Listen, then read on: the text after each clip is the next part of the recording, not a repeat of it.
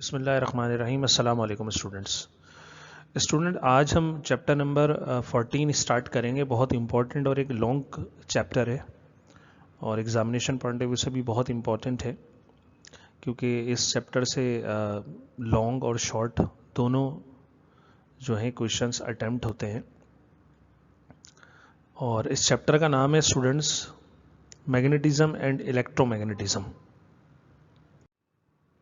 Student आगे बढ़ते हैं। इस चैप्टर में क्या पढ़ेंगे ये समझ लेते हैं। इस चैप्टर में दरअसल हम मैग्नेटिज्म एंड इलेक्ट्रोमैग्नेटिज्म, मैग्नेट से आप सब अवेयर होंगे, ठीक है। उसकी जो अट्रैक्टिंग प्रॉपर्टी होती है उसको हम उसका मैग्नेटिज्म बोलते हैं, मतलब वो अट्रैक्ट करे या रिपेल करे, ठीक है, वो मैग्नेटिज्म कहलाता है। जैसे चार्ज होते हैं लाइक अनलाइक, पॉजिटिव नेगेटिव, इसी तरह मैग्नेट में पोल्स होते हैं प्लस और माइनस। सेम पोल रिपेल करते हैं और अपोजिट पोल्स क्या करते हैं, अट्रैक्ट करते हैं। स्टूडेंट्स कोर्स कंटेंट की तरफ बढ़ते हैं।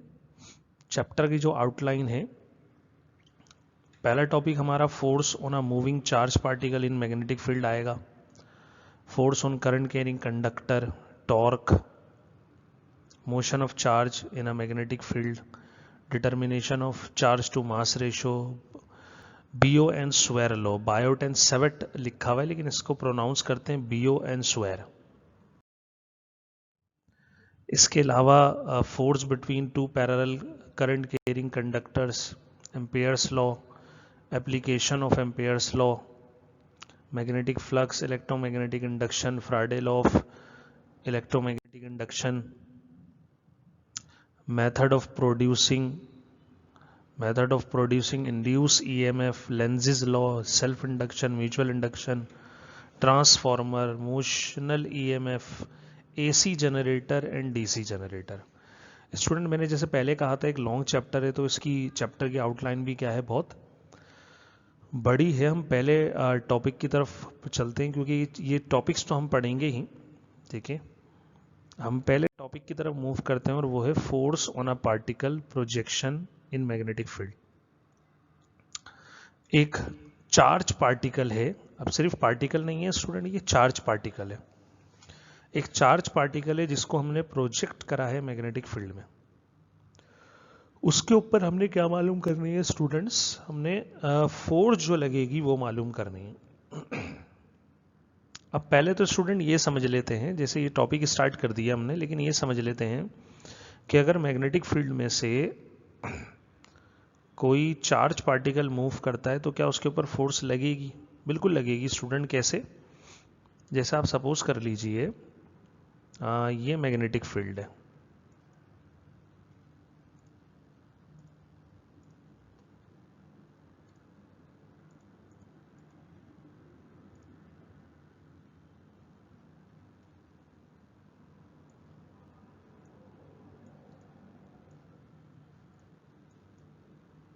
ये स्टूडेंट मैग्नेटिक फील्ड है,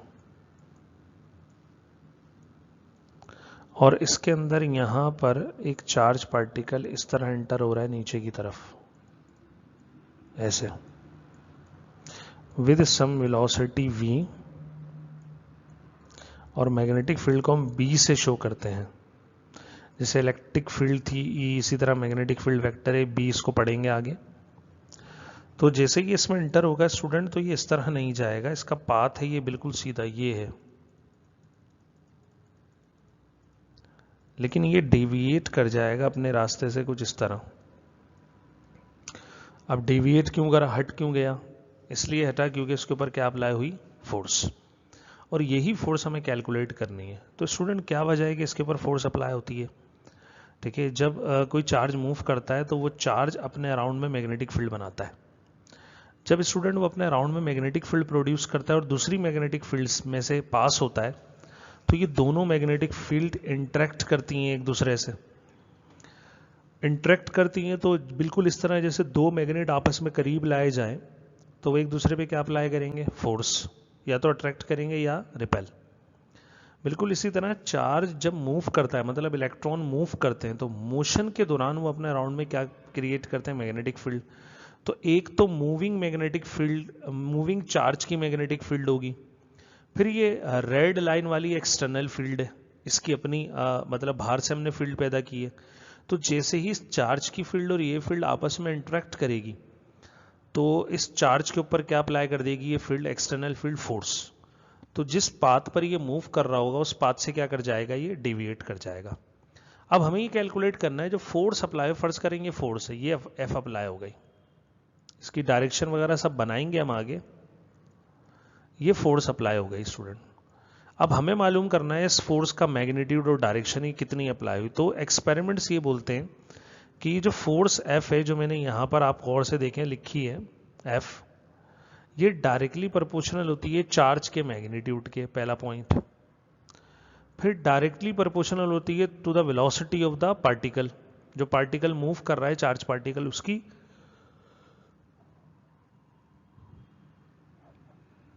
वेलोसिटी से कैसे रिलेट करेगी, डायरेक्टली प्रोपोर्शनल होगी।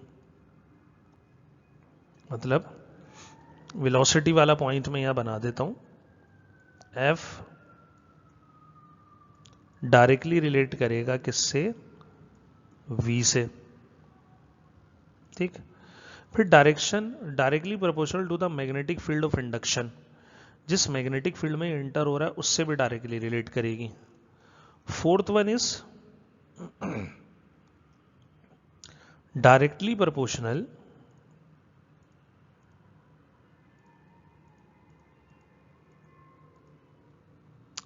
to the angle, directly proportional to the sine of angle between V and B, V और B के दरमियान का जो एंगल होगा उससे डायरेक्ट रिलेट करेगी। इसको भी मैं आगे समझाता हूं आपको।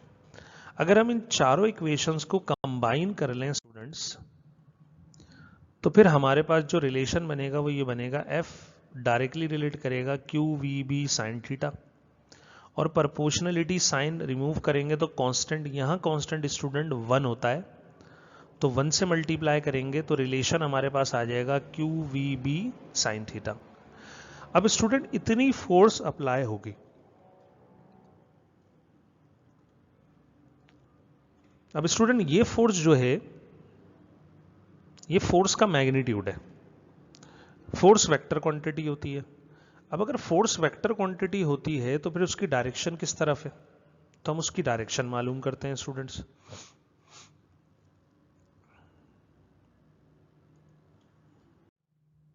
जैसे the above equation will give the magnitude of the force acting on the charge, magnitude of the force, ये फोर्स का मैग्नीट्यूड दे रहा है आपको। We can write above equation in the vector form, हम वेक्टर फॉर्म में भी लिख सकते हैं। जैसे गौर कीजिए इक्वेशन ये थी, F is equals to q v B और साइन थीटा, ये थी। अब अगर आप इतना पोर्शन देखें, इतना पोर्शन देखें, क्यू हटा दें, वी बी साइन थीटा देखें, तो स्टूडेंट आपने फॉर्मूला पढ़ा होगा A cross B first year में, वेक्टर प्रोडक्ट या cross product of two vectors. तो ये कंप्लीट फॉर्मूला कुछ ऐसे होता था, A B sine theta u cap, ठीक। अगर आप इसे मैच करें तो ए बी साइन थीटा यहां पर भी आ रहा है, ये ए की जगह बी है, बी की जगह बी है, साइन थीटा थीटा है, तो इसको हमने कन्वर्ट कर दिया इस फॉर्म में, क्यू बाहर रहा, ए की जगह हमने लिखा इधर से v और b की जगह b लिखा, तो ये कहलाएगी वेक्टर फॉर्म। और क्रॉस प्रोडक्ट है तो क्रॉस प्रोडक्ट से जो क्वांटिटी मिलती है वो भी वेक्टर, और हम जानते हैं फोर्स क्या होती है, वेक्टर होती है। तो स्टूडेंट अगर ये वेक्टर है तो इसकी डायरेक्शन भी होगी, तो डायरेक्शन के लिए हमने यहाँ पर फिगर डिस्कस किए। सपोज करें मैग्नेटिक फील्ड की अगर डायरेक्शन ये थी और चार्ज कुछ इस तरह ऐसे आके एंटर हुआ, तो उसके ऊपर फोर्स कैसे लगेगी, अपवर्ड। मतलब कि राइट हैंड रूल से आप मालूम करेंगे, आप राइट हैंड रूल की फिंगर कर्ल करेंगे in the direction of angle theta, ये एंगल थीटा इन दोनों के दरमियान, ठीक। राइट हैंड की फिंगर्स को कर्ल करेंगे in the direction of angle theta from v to B, v से बी की तरफ। तो थंब जो होगा, जो सेपरेट होगा, वो किसकी डायरेक्शन शो करेगा, वो एफ की डायरेक्शन शो करेगा आपको। तो स्टूडेंट ये इसकी डायरेक्शन थी, और भी मेथड होते हैं इसकी डायरेक्शन के। The direction of force is found by applying right hand rule, जो मैंने अभी बताया आपको, and it is found that it is perpendicular the plane containing v and B. ये प्लेन पर परपेंडिकुलर होती है, बिल्कुल सही बात है। अब ये राइट हैंड रूल भी डिस्कस किया, तो राइट हैंड रूल इस तरह भी होता है ये, ठीक है। अगर आप गौर करें तो इस तरीके से भी इसको आप कैलकुलेट कर सकते हैं। मतलब राइट हैंड की आप जो फिंगर्स हैं उनको स्ट्रेच करके सेपरेट करें फ्रॉम थंब। तो स्टूडेंट गौर करें, आपको फिंगर्स को रखना है किसकी डायरेक्शन में, बी की डायरेक्शन में, और जिस डायरेक्शन में चार्ज इंटर होगा वो थंब की डायरेक्शन में रखना है। तो पाम पर जो परपेंडिकुलर होगा, आपकी जो हथेली है इसके ऊपर जो परपेंडिकुलर लाइन उठेगी वो किसकी डायरेक्शन बताएगी, फोर्स। मतलब इस डायरेक्शन में चार्ज पर क्या लग जाएगी, फोर्स लग जाएगी।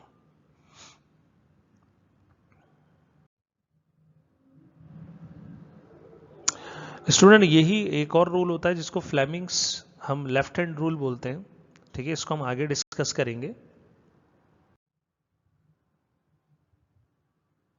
अब कुछ कंडीशंस पढ़ लेते हैं, जैसे ये फोर्स मैक्सिमम कब होगी, मिनिमम कब होगी।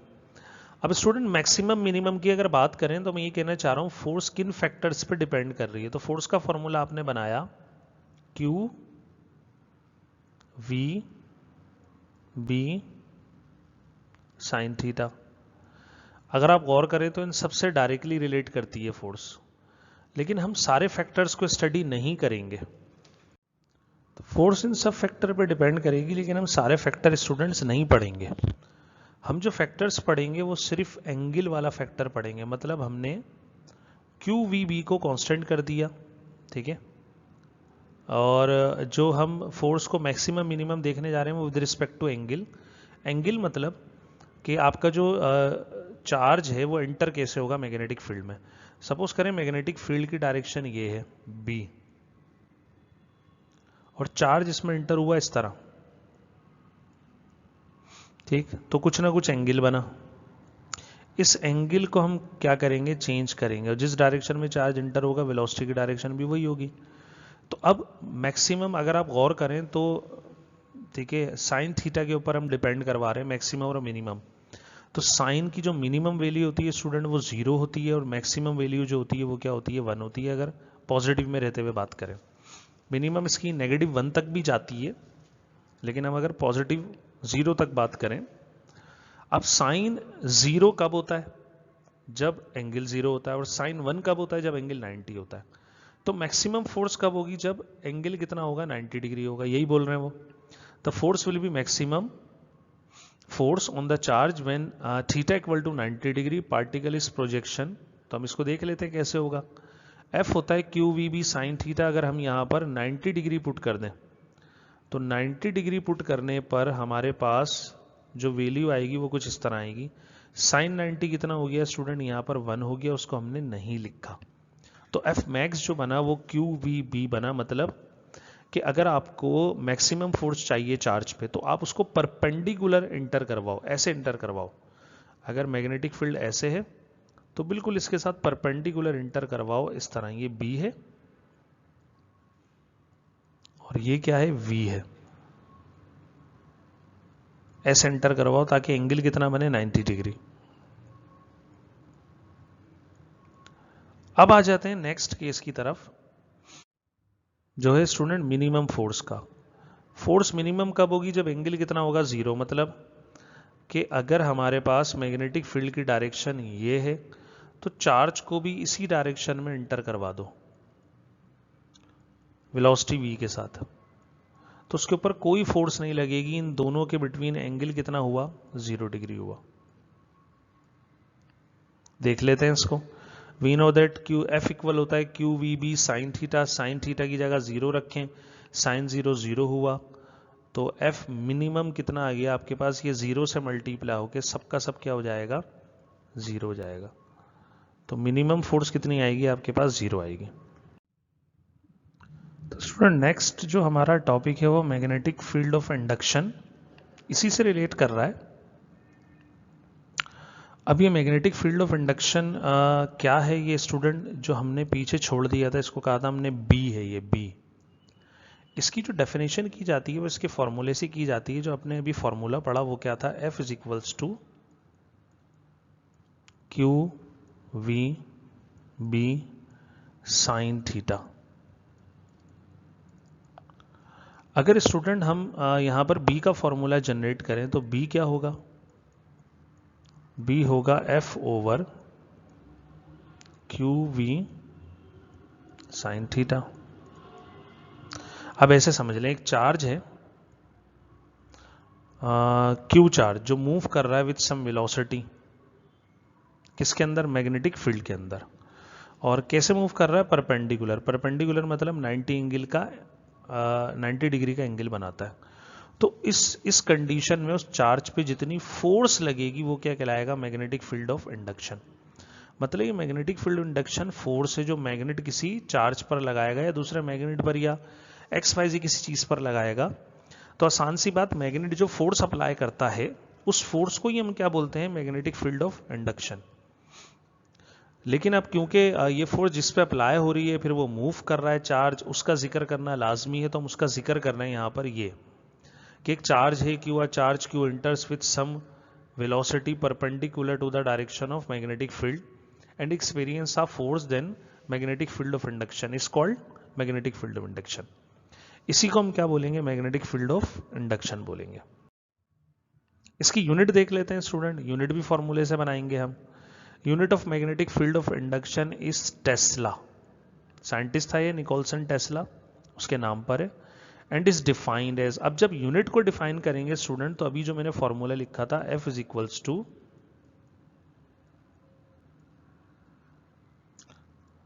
B is equals to F over q v sine theta. अब स्टूडेंट बहुत सीधी सी बात है, इसके अंदर सारी वैल्यूज को हम क्या करेंगे, जीरो रख देंगे, 1 रख देंगे। चार्ज 1 लेंगे, वेलोसिटी 1 लेंगे और थीटा जो है 90 डिग्री ले लेंगे मैक्सिमम के लिए। बोले 1 coulomb charge enter with a velocity of 1 metre per second perpendicular to the, perpendicular मतलब एंगल कितना बना रहा है 90 degree, to the direction of magnetic field and it experiences a force of 1 newton. और ये एक्सपीरियंस कर रहा है कितनी फोर्स, 1 न्यूटन की फोर्स एक्सपीरियंस करता है। तो फिर मैग्नेटिक फील्ड ऑफ इंडक्शन कितनी होगी, 1 टेस्ला होगी। तो फॉर यूनिट कैसे बनाएंगे, B equal to F over q v. Sine क्यों नहीं लिया स्टूडेंट, साइन थीटा इसलिए नहीं लिया क्योंकि एक नंबर है, इसकी यूनिट नहीं होती, डायमेंशनलेस है। अब अगर टेस्ला की बात करें तो टेस्ला क्या है, 1 फोर्स की यूनिट न्यूटन, चार्ज की यूनिट कूलम और वेलोसिटी की यूनिट मीटर पर सेकेंड। इसको हम ऐसे भी लिख सकते हैं, Newton over coulomb metre per second. और अगर इसको सेकेंड को ऊपर लाएंगे तो ये इक्वल हो जाएगा newton second over coulomb metre, ये हो जाएगा। और इसी को हम क्या बोलते हैं स्टूडेंट्स, इसी को हम, ठीक है, टेस्ला कहते हैं। नेक्स्ट टॉपिक की तरफ बढ़ते हैं स्टूडेंट। नेक्स्ट टॉपिक है force on a current carrying conductor placed in a uniform magnetic field. अब हम फोर्स मालूम करेंगे करंट कैरिंग कंडक्टर के ऊपर। पहले हमने एक चार्ज पे मालूम करा कि चार्ज क्या कर रहा है, मूव कर रहा है। अब स्टूडेंट चार्ज नहीं है, ठीक है, अब पूरा कंडक्टर है। अगर आप गौर करें जैसे ये कंडक्टर है, थोड़ा कॉन्सेप्ट देता हूं मैं आपको इस टॉपिक का, ये पिछले टॉपिक से रिलेट करेगा। तो इस कंडक्टर में से जब करंट फ्लो करेगा अपवर्ड डायरेक्शन में, सपोज करें I, तो इसके अंदर एक चार्ज पार्टिकल तो नहीं होगा, बहुत सारे चार्ज होंगे। बस अब यूं समझ लें, पहले हमने एक चार्ज पार्टिकल Q पर फोर्स मालूम की थी, अब नंबर ऑफ चार्ज पार्टिकल्स पे फोर्स मालूम कर रहे हैं, जिसको हम क्या बोलते हैं, करंट बोलते हैं। ठीक है, जैसे ये एक कंडक्टर है, उसके अंदर से I करंट फ्लो कर रहा है अपवर्ड डायरेक्शन में, ठीक है, और ये जो क्रॉस का साइन है स्टूडेंट, ये क्रॉस मैग्नेटिक फील्ड को शो कर रहा है, जिसकी डायरेक्शन इनवर्ड द पेज होगी, इनवर्ड।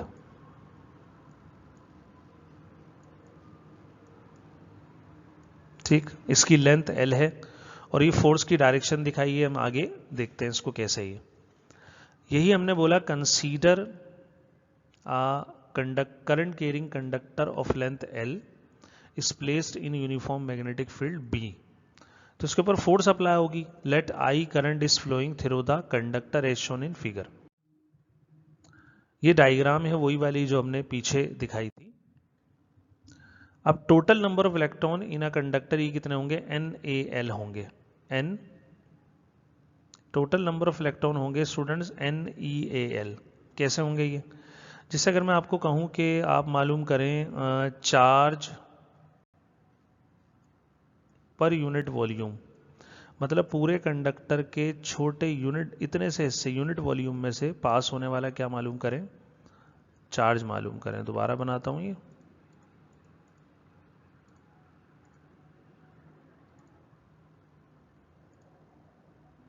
जैसे ये एक यूनिट क्रॉस सेक्शन ले लिया हमने इस कंडक्टर के पोर्शन को इस तरह से काटा कि इसकी लेंथ कितनी हो 1 और इसका ये क्रॉस सेक्शनल एरिया भी कितना हो 1. तो ये यूनिट वॉल्यूम कहलाएगा. इस यूनिट वॉल्यूम में से जितना चार्ज पास होगा ऐसे लिखेंगे चार्ज पर यूनिट वॉल्यूम कितना होगा हम जानते हैं. अगर एक इलेक्ट्रॉन हुआ तो E, 2 हुए तो 2E, 3 हुए तो 3E और अगर एक से ज़्यादा हुए N हुए तो Ne. इस V को हम राइट पे लाके क्या करेंगे स्टूडेंट्स? मल्टीप्लाई. तो हमारे पास जो एक्सप्रेशन आएगा NeV और हम जानते हैं V क्या होता है, ठीक है, L इंटू एरिया. तो चार्ज आ जाएगा NeAl. If there are n electrons in a unit volume of the conductor, तो हमारे पास वॉल्यूम कितना है? Al है और each electron carry charge E. तो उन्होंने वही बात बताई. तो total charge moving through the conductor कितना होगा? NeAl होगा. इन्होंने NaLe लिख दिया. स्टूडेंट चार्ज क्यों मालूम करा? क्योंकि हम इससे फोर्स निकाल सकते हैं. फोर्स का फॉर्मूला हम मालूम कर चुके हैं, ये रहा. F इक्वल था QV क्रॉस B. इस चार्ज की जगह हम वो वैल्यू पुट कर देंगे जो अभी हमने निकाले NaLe. अब थोड़ी सी यहाँ पर स्टूडेंट चेंजिंग करूँगा. वो क्या करूँगा? If A cap be the unit vector in the direction of vector A, मतलब ये जो वेलोसिटी है वेक्टर है. सपोज करेंगे वेलोसिटी है, जिस डायरेक्शन में इलेक्ट्रॉन मूव करेंगे उसी डायरेक्शन में क्या होगी? वेलोसिटी होगी V. और करंट या चार्ज भी इसी डायरेक्शन में मूव कर रहा है, ठीक. तो हम किसी वेक्टर को कैसे लिखते हैं? हम उसके मैग्नीट्यूड और उसको मल्टीप्लाई करते हैं उसके यूनिट वेक्टर से जो उसकी डायरेक्शन बताता है. ये मैग्नीट्यूड है, ये डायरेक्शन बताएगा. इसकी डायरेक्शन भी वही होगी जो वेलोसिटी की है, A कैप यूनिट वेक्टर है, ठीक है. अब अगर ये V है, if A cap be the unit vector in the direction of V, then तो हम V को ऐसे लिख सकते हैं जो मैंने यहाँ साइड में लिख के दिखाया आपको. V इक्वल होगा V A कैप. अब इसको पुट कर देते हैं इक्वेशन नंबर 2 में, तो फॉर्मूला बनेगा V A कैप. एक और चेंजिंग करूंगा यहाँ पे स्टूडेंट, इस L और V की प्लेसेस को चेंज कर दूंगा. मतलब L इनसाइड कर दिया और V आउटसाइड कर दिया. अब L A कैप अगर आप गौर से देखें तो मैं इसको L एरो लिख सकता हूं, because the direction of free electron and length of the conductor is same, so the length of the conductor can be written as. मतलब जैसे मैग्नीट्यूड को जब यूनिट वेक्टर से मल्टीप्लाई करेंगे तो एरो लगा देंगे, वेक्टर बन जाएगा. तो ये नेक्स्ट हमने क्या करा, यहाँ पर L एरो की जगह L A कैप हमने क्या कर दिया? प्लेस कर दिया. Because the direction of free electron and the length of the conductor is same, इनकी लेंथ और इसकी जो डायरेक्शन है वो सेम है. तो इक्वेशन 3 को हम इसको लिखने की ज़रूरत नहीं है स्टूडेंट, ठीक है. अगर हम इक्वेशन 3 में ड्रिफ्ट वेलोसिटी की बात करें इस इक्वेशन में V, तो V हमें पता है क्या होता है? S over T.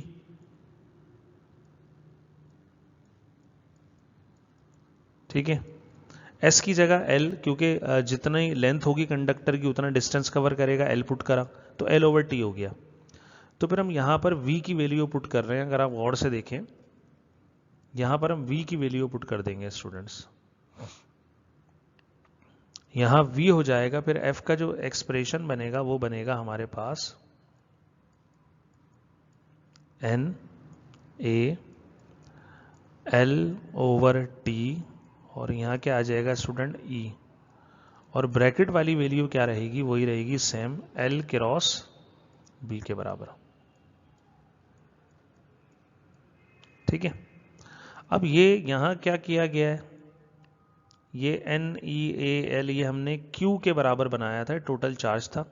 तो स्टूडेंट गौर से देखें, यहाँ पर Q प्लेस करा है, डिवाइड में क्या आ रहा है T, मतलब इस एक्सप्रेशन के बाद ये वाला एक्सप्रेशन यहाँ पर हमने राइट कर दिया।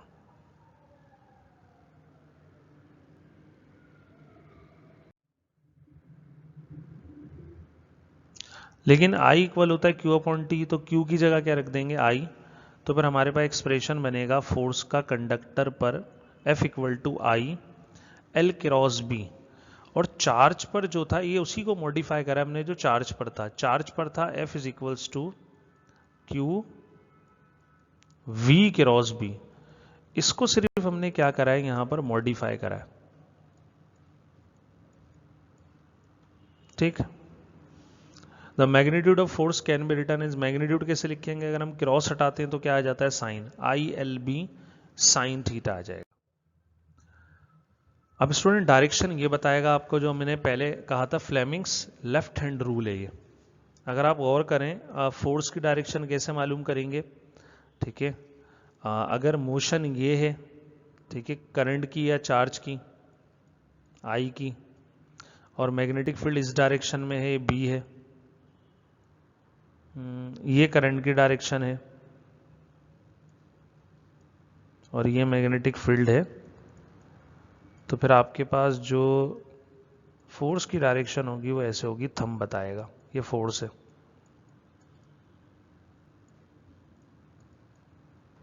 ठीक, मतलब ये मिडिल फिंगर B को शो करेगी, फोर्थ फिंगर B को करेगी, मिडिल I को करेगी, थंब किसको शो करेगा फिर, मतलब अपनी फिंगर्स को ऐसे सेट करें कि मिडिल फिंगर हो B की डायरेक्शन में, फोर्थ फिंगर B की डायरेक्शन में, जिसको शहादत की उंगली बोलते हैं, मिडिल वाली हो कहां पर, करंट की डायरेक्शन में।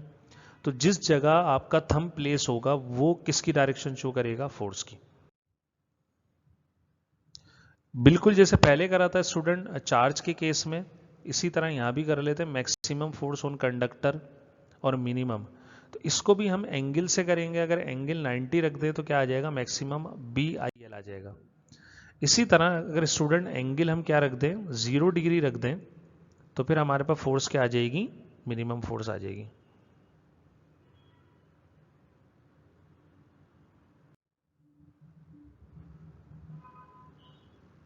डेफिनेशन ऑफ B इस फॉर्मूले से भी कर सकते हैं स्टूडेंट, जो हमने अभी पढ़ा, F is equals to IL B sine theta.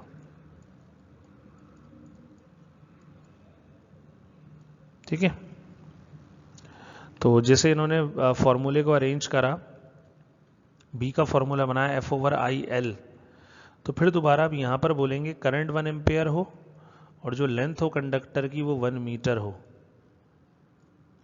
तो फिर उस इन केस में और परपेंडिकुलर प्लेस हुआ हो, इस केस में जो फोर्स अप्लाई होगी अब कंडक्टर पे, अब चार्ज नहीं है कंडक्टर पे, वो क्या कहलाएगी, मैग्नेटिक फील्ड ऑफ स्ट्रेंथ। मतलब सीधी सी बात है, चार्ज हो कंडक्टर हो, जो फोर्स लगाता है मैग्नेट, वो फोर्स क्या कहलाती है, ठीक है, आपके पास magnetic field of induction B। If a wire of length, एक वायर है जिसकी लेंथ कितनी है